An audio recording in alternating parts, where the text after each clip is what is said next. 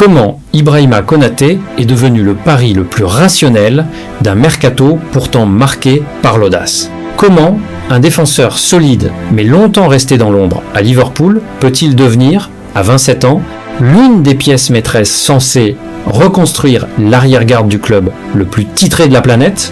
C'est l'histoire d'Ibrahima Konaté et c'est aussi, d'une certaine façon, l'histoire d'un club qui a décidé de recommencer à raisonner en grand. Si vous regardez régulièrement des vidéos sur le Real Madrid mais que vous n'êtes toujours pas abonné, c'est le moment de corriger ça. Abonnez-vous et activez la cloche pour ne manquer aucune actualité. Maintenant, dites-moi en commentaire quelle est votre opinion. Le meilleur commentaire peut être mis en avant dans une prochaine vidéo. Pour comprendre pourquoi ce transfert fait autant parler, il faut d'abord regarder où en est Madrid en ce moment. José Mourinho a retrouvé le banc merengue et le club a rouvert les vannes du marché avec une série de renforts destinés à muscler l'effectif. Marc Cucurella pour verrouiller le couloir gauche, Bernardo Silva pour apporter de l'intelligence et de la maîtrise technique dans l'entrejeu, Denzel Dumfries pour donner de la puissance et de la profondeur sur le flanc droit, un recrutement cohérent pensé pour corriger méthodiquement les failles d'une équipe qui, malgré un secteur offensif étincelant, a souvent semblé fragile défensivement et parfois trop dépendante de ses individualités. Chaque signature répond à un besoin identifié au poste près. Mais dans ce mercato pourtant déjà chargé, une opération se distingue de toutes les autres. Non pas par son audace, mais par sa logique presque implacable, celle d'Ibrahima Konaté. Un joueur suffisamment expérimenté, suffisamment éprouvé au plus haut niveau pour que son arrivée ressemble presque à une évidence aux yeux de la direction madrilène. Remontons donc le fil de cette histoire. Formé du côté de Sochaux, Ibrahima Konaté grandit loin des projecteurs, dans un club au parcours modeste mais réputé pour la qualité de son centre de formation. Rien d'extravagant sur le papier, Sochaux n'est plus depuis longtemps un cadre du football français. Mais pour un défenseur costaud, rapide et déjà mature dans son placement, c'est une rampe de lancement suffisante pour attirer l'attention au-delà des frontières. Il ne lui faut que quelques saisons chez les pros pour convaincre un club de l'élite allemande de miser sur lui. Le RB Leipzig sort le chéquier et l'arrache à la Ligue 1 alors qu'il n'est encore qu'un espoir prometteur, pas un titulaire installé. Le pari paie presque immédiatement. Konaté s'impose dans l'axe de la défense allemande, enchaîne les titres nationaux, la Coupe d'Allemagne à 2 reprises et devient l'un des jeunes défenseurs centraux les plus courtisés du continent. Sa combinaison de puissance physique, de vitesse pure sur les courses arrière et de propreté technique dans la relance en fait un profil rare sur le marché. Moins de 4 saisons pleines en Allemagne suffisent pour que Liverpool sorte à son tour le chéquier et débourse environ 40 millions d'euros pour le convaincre de traverser la Manche. Les Reds croient tellement en son potentiel qu'ils l'intègrent très vite à la rotation défensive aux côtés de cadres déjà installés. Les débuts sont solides, sans être spectaculaires, freinés par une série de pépins physiques qui viennent régulièrement interrompre sa progression. De quoi douter, potentiellement, casser la dynamique d'un défenseur pourtant si prometteur. Sauf que c'est l'inverse qui se produit. Saison après saison, Konaté grignote du temps de jeu, gagne en régularité et en autorité, jusqu'à devenir un titulaire indiscutable de l'arrière-garde de Liverpool. Il soulève la Ligue des Champions, la Coupe de la Ligue, la FA Cup, puis, en 2025, le titre de champion d'Angleterre, la consécration ultime d'un parcours bâti dans la durée plutôt que dans l'instantané. Les chiffres racontent une partie de l'histoire, mais ils ne disent pas tout. Et c'est justement dans le détail qu'on comprend pourquoi les plus grands clubs du continent se sont mis à observer ce défenseur d'aussi près. Regardez, du côté des duels aériens, peu de défenseurs centraux en Première Ligue affichent un pourcentage de réussite aussi élevé que le sien sur les dernières saisons. Ce n'est pas un hasard statistique, c'est le reflet direct de sa manière de défendre, une capacité quasi systématique à anticiper la trajectoire, à occuper l'espace avant même que l'attaquant adverse n'y pense. Ajoutez à cela sa vitesse de course rare pour un joueur de son gabarit, capable de rattraper des attaquants qui semblaient pourtant partis seuls, Et vous comprenez pourquoi les recruteurs du continent entier n'ont jamais vraiment cessé de s'agiter autour de son nom. Mais Konaté n'est pas qu'un défenseur de duels et de statistiques brutes. Et c'est peut être ce qui rassure le plus ceux qui étudient son profil pour Madrid. C'est aussi et surtout un joueur devenu leader silencieux dans le vestiaire, un défenseur qui ne se contente plus d'attendre le ballon dans sa moitié de terrain, mais qui organise, qui parle, qui rassure les plus jeunes autour de lui. Techniquement, il coche également une case rare pour un défenseur de son gabarit, à l'aise dans la première relance, capable de sortir le ballon proprement sous pression plutôt que de dégager en urgence.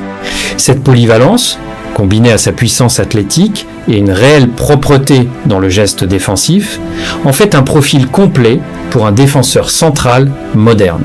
Exactement le genre de couteau suisse défensif que les entraîneurs recherchent aujourd'hui pour sécuriser un axe. Ses débuts avec l'équipe de France remontent à 2020 et un seulement, à peine quelques mois après son explosion en club. Depuis, il a disputé une Coupe du Monde, s'inclinant en finale, puis un Euro, avant de participer à la campagne de qualification de son pays pour la Coupe du Monde de cet été et d'aider son équipe à se sortir d'un groupe pourtant exigeant. En l'espace de quelques années, Konaté n'est donc plus seulement un défenseur de club solide, il devient une pièce importante d'une sélection nationale ambitieuse, exposée aux yeux du monde entier. Reste à comprendre pourquoi précisément c'est le Real Madrid qui s'impose dans ce dossier et pas un autre club tout aussi capable de sortir un tel chèque, ou plutôt de ne pas en sortir du tout. Pour ça, il faut revenir un peu en arrière, du côté de la présidence du club. Lors de sa campagne de réélection plus tôt cette année, Florentino Pérez avait laissé entendre que Madrid allait continuer d'écrire son histoire. Mais cette fois, avec une lecture plus rationnelle du marché, celle qui consiste à cibler des joueurs déjà confirmés en fin de contrat, plutôt que de payer le prix fort pour un potentiel encore incertain. Cette stratégie, le club l'avait déjà testée avec succès avec Trent Alexander-Arnold et elle refonctionne à merveille avec Konaté. Libre de tout contrat après 5 saisons couronnées de succès à Liverpool, le défenseur français signe à coût zéro un recrutement qui permet aux Blancos de renforcer leur arrière-garde sans débourser le moindre frais de transfert, conformément à cette philosophie consistant à investir ses ressources ailleurs tout en s'assurant les services de talent confirmés. Ce qui frappe surtout, c'est le contraste avec le reste du mercato madrilène, marqué par des paris plus risqués sur de jeunes talents à fort potentiel. Le dossier Konaté, lui, obéit à une logique complètement différente. Cette opération ressemble davantage au moment où le président madrilène coche méthodiquement une case du tableau de bord plutôt qu'il ne cède à l'instinct. Un pari sur la certitude, plus que sur le potentiel, sur ce que le joueur a déjà prouvé, plutôt que sur ce qu'il pourrait devenir. Et à ce niveau de garantie, difficile de prétendre le contraire, se pose alors la question la plus concrète. Où Konaté va-t-il évoluer une fois à Madrid et qui va faire les frais de son arrivée dans un secteur défensif déjà dense? En théorie, son arrivée ne condamne personne à quitter le navire du jour au lendemain. Mourinho pourrait aligner une charnière tournante entre Antonio Rudiger, Dean Wilson, Raúl Asensio, Eder Militão et désormais Konaté. 5 profils capables chacun de tenir l'axe à eux seuls. De quoi offrir à l'entraîneur une profondeur de banc qu'il n'avait plus connue depuis longtemps, mais aussi un vrai casse-tête de gestion de groupe et de temps de jeu sur une saison aussi longue. Sur le plan tactique, justement, Konaté n'apporte pas qu'une simple option supplémentaire, il apporte une dimension que Madrid n'avait plus vraiment ces dernières saisons, celle d'un défenseur capable de couvrir seul un immense espace dans le dos, grâce à sa vitesse pure, permettant à l'équipe de monter son bloc plus haut sans craindre la profondeur. Cette caractéristique colle parfaitement au style de jeu que Mourinho affectionne. Un bloc capable de basculer rapidement de la défense à l'attaque sans jamais paniquer sous la pression adverse. Sur le plan du style pur, les comparaisons commencent déjà à fleurir autour de son nom.